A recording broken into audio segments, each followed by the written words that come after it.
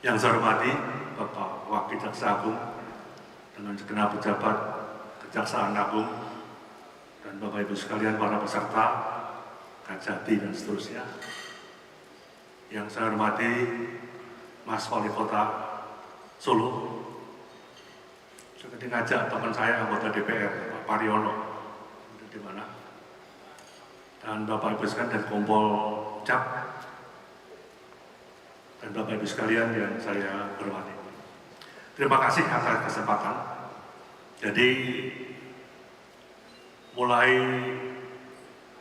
saya Mendagri, kemudian pernah PLT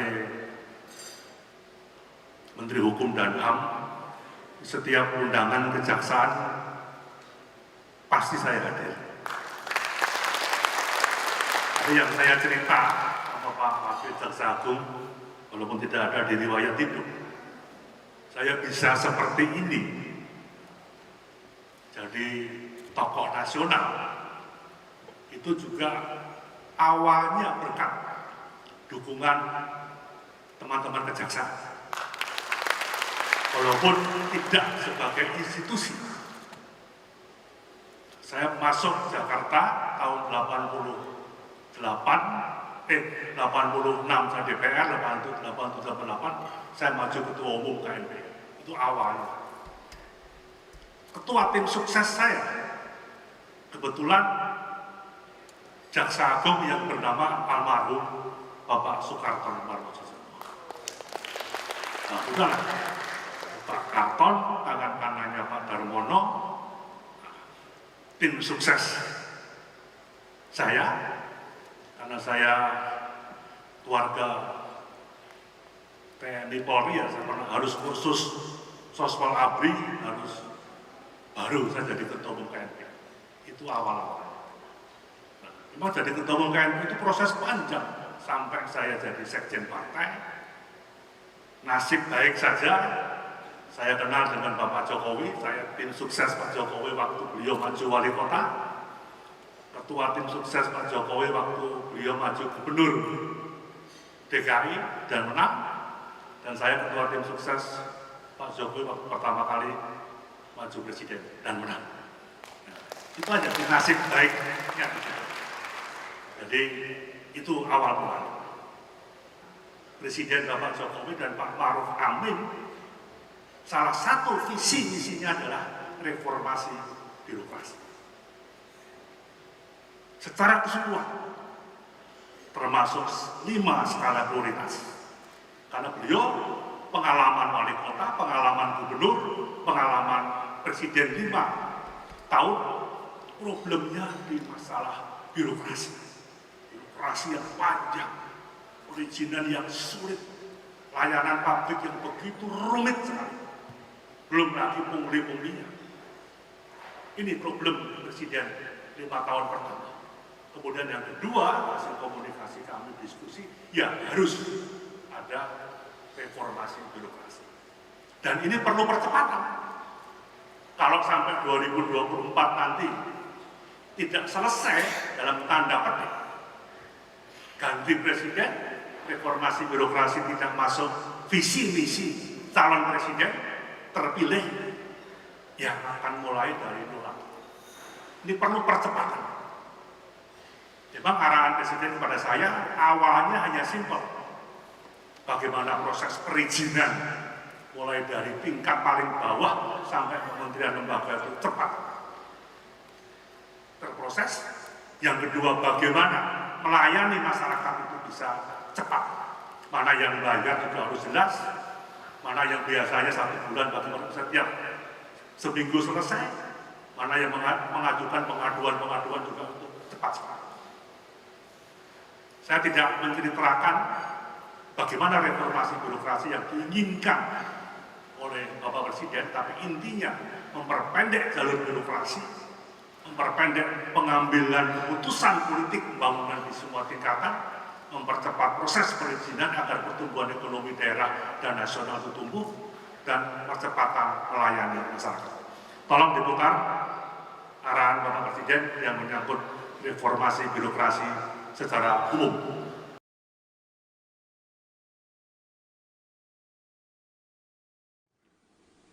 Eselonisasi harus disederhanakan. Eselon 1, Eselon 2, Eselon 3, Eselon 4. Apa enggak kebanyakan? Saya akan minta untuk disederhanakan menjadi 2 level saja. Diganti dengan jabatan fungsional yang menghargai keahlian, yang menghargai kompetensi. Tahun depan kita akan lakukan pengurangan eselon. Kita sekarang ini memiliki eselon 1, eselon 2, eselon 3, eselon 4. Kita akan yang 3 dan 4 ini akan kita potong. Dan saya sudah perintahkan juga kepada Menpan untuk mengganti dengan AI. Ini yang berkaitan dengan penyederhanaan birokrasi, reformasi birokrasi kita.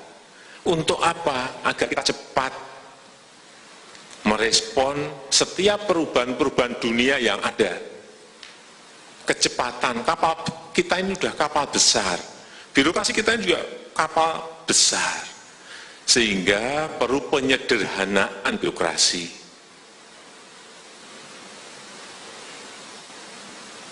Perlu sebuah birokrasi yang ramping dan fleksibel. Ramping tapi fleksibel. Sehingga cepat merespon dari setiap perubahan-perubahan yang ada. Ada perubahan dunia apa, responnya cepat. Ada perubahan dunia apa, tindakan kita cepat. Jangan sampai karena kapal besar kita mau membelokkan aja kesulitan. Lama tinggal semua negara kita kalau seperti ini. Sehingga ini masih dalam proses yang namanya eselon 3, eselon 4 sedang dikaji, sedang dihitung, sedang dikalkulasi untuk dipangkas. Saya sampaikan mau diganti apa? Diganti yang sekarang sedang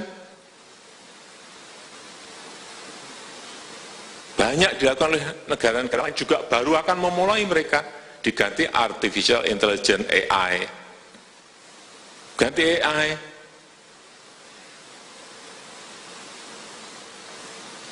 Nanti dengan big data yang kita miliki, dengan jaringan yang kita miliki, memutuskan bisa cepat sekali kalau kita pakai AI. Tidak bertele-tele, tidak muter-muter. Ini bukan barang yang sulit, barang yang mudah dan memudahkan kita untuk memutuskan sebagai pimpinan di daerah maupun di nasional.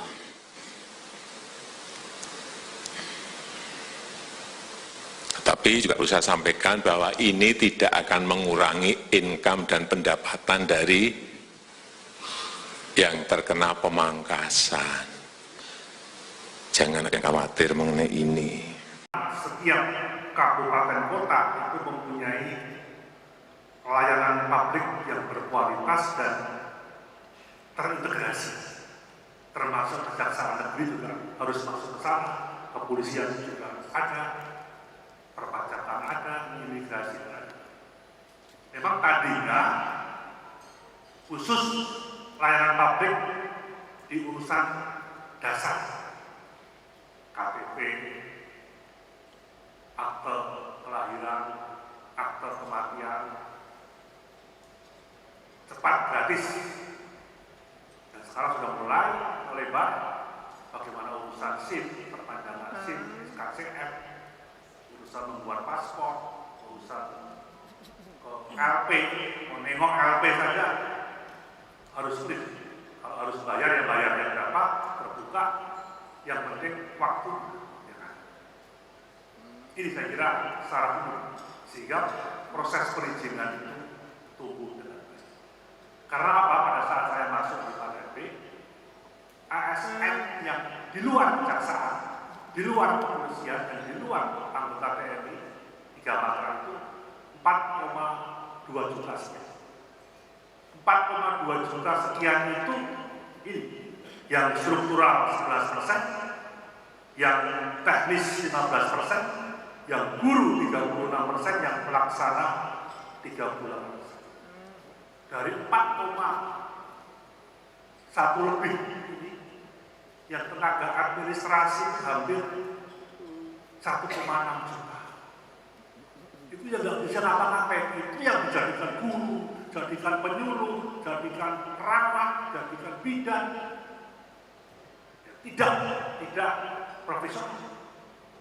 Nah, mulai tahun ini sudah berkurang. Sekarang sudah kira-kira karena sudah tidak membuka lagi, hanya Kementerian Lembaga yang tidak membuka lagi penerimaan, hanya memperbanyak outsourcing maupun P3.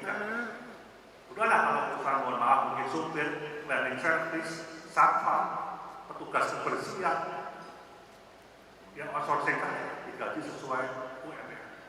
Kecuali supir kejaksaan.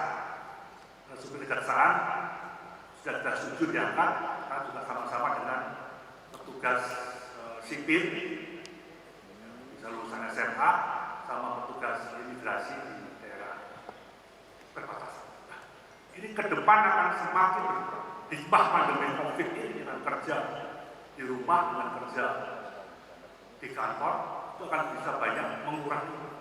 Tapi yang 1,6 juta kan nggak bisa ditekan. Pesangonnya juga berat, pensiunnya juga berat. Karena pekerjaan yang paling enak ya ASN. Yang usah ribet naik pangkat, tapi ya gaji terus sampai pensiun. Kalau meninggal ya keluarganya dapat pensiun dan sebagainya. Nah, sekarang di era Pak Jokowi menetapkan tetap gaji 13, 14 masih dan mengoptimalkan tunjangan kinerja minimal 80% seluruhnya, yang boleh 100% sementara baru yang punya duit yaitu Kementerian Keuangan. Kedepannya bisa anggaran bisa mulai baik, akan bisa sama. Jadi di samping gaji pokok, kemudian tunjangan kinerja, dan KPK lagi juga minta tunjangan khusus. Nah kalau KPK minta ya kejaksaan harus, kepolisian juga harus. Nah, ini yang sedang, yang kalau di KPK ada tinggal tunggu, mudah-mudahan ini anggaran untuk infrastruktur kesehatan yang berkurang sehingga ada tunjangan khusus. Nah BPK dan BPKP juga minta. Ya udah kalau begitu ya nanti kepolisian, kemudian kejaksaan, kemudian KPK, kemudian BIN, kemudian BPK dan BPKP ada tambahan tunjangan khusus.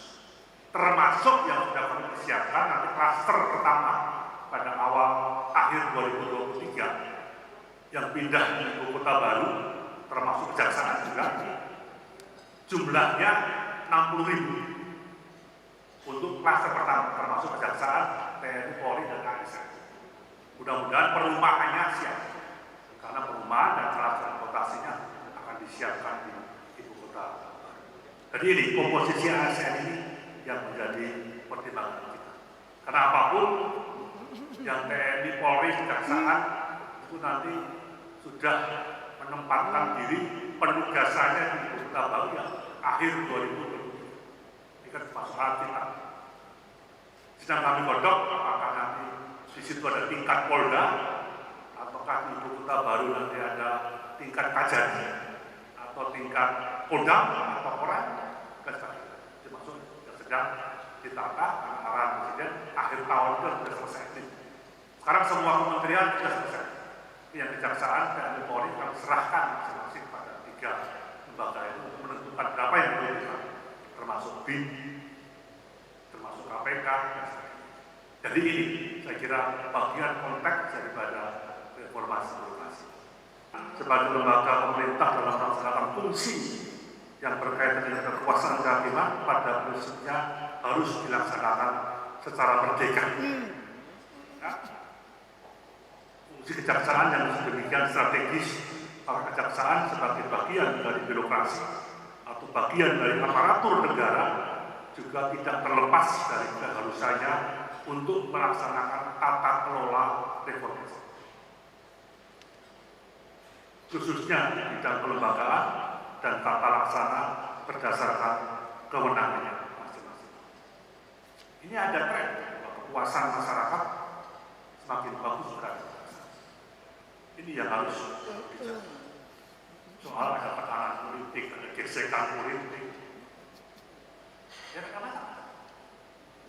Jadi saya kira itu dalam konteks kelembagaan Undang-Undang 11 sebagai bentuk legitimasi dan dukungan akan menjadi input untuk membangun tata kelola lembaga yang baik dan pada akhirnya mewujudkan akuntabilitas kinerja yang baik pula.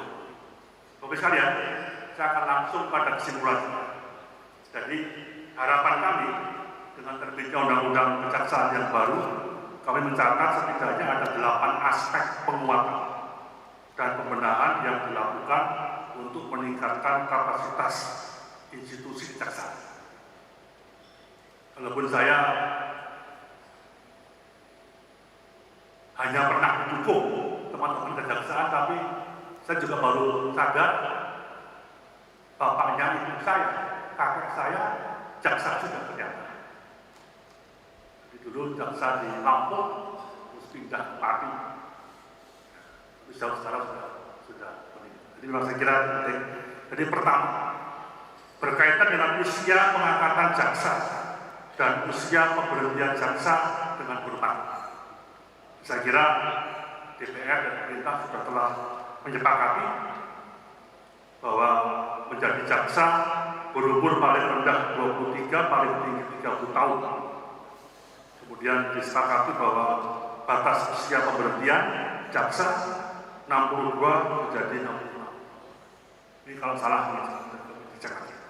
Kedua, penegasan lembaga pendidikan khusus kejaksaan sebagai upaya penguatan SDM kejaksaan untuk meningkatkan profesionalisme kejaksaan dalam menjalankan tugas dan kewajiban. Kemudian penugasan jaksa pada instansi lain selain pada kejaksaan merupakan pengalaman yang bermanfaat untuk menambah wawasan, pengetahuan, pengalaman, dan suasana baru bagi jaksa yang ditugaskan. Keempat, perlindungan terhadap jaksa dan keluarganya. Mengingat jaksa dan keluarganya merupakan pihak yang rentan menjadi objek ancaman dalam menjalankan tugas. Dan kelima, kedudukan jaksa agung sebagai pengacara negara dan kuasa hukum penanganan perkara di Mahkamah Konstitusi. Dan yang keenam, perbaikan ketentuan pemberhentian jaksa.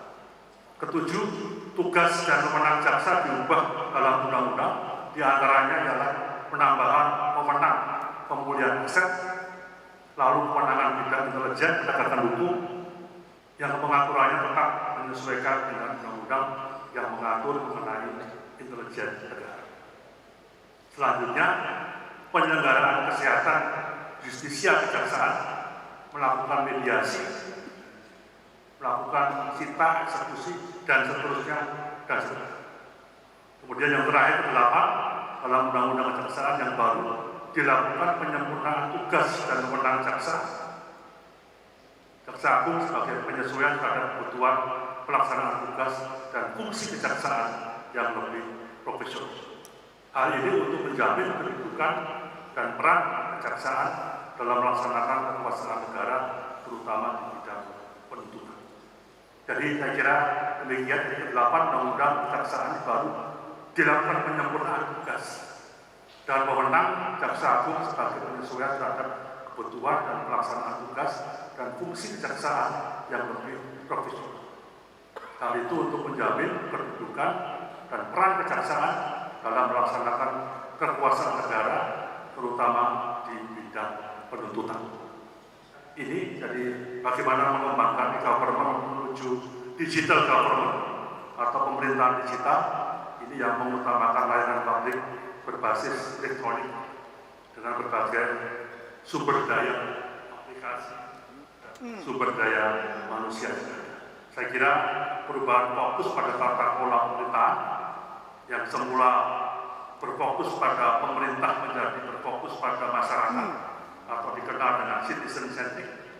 Kemudian perubahan fokus tata kelola pemerintahan yang semula berfokus pada pencapaian efisiensi menjadi berfokus pada aspek kenyamanan dan keterbukaan. Kemudian pemerintah tidak lagi mendominasi tata kelola, tetapi sudah mengarah pada kolaborasi dalam rangka pola pemerintahan yang juga selaras dengan tujuan pemerintah menuju e-government atau kolaborasi.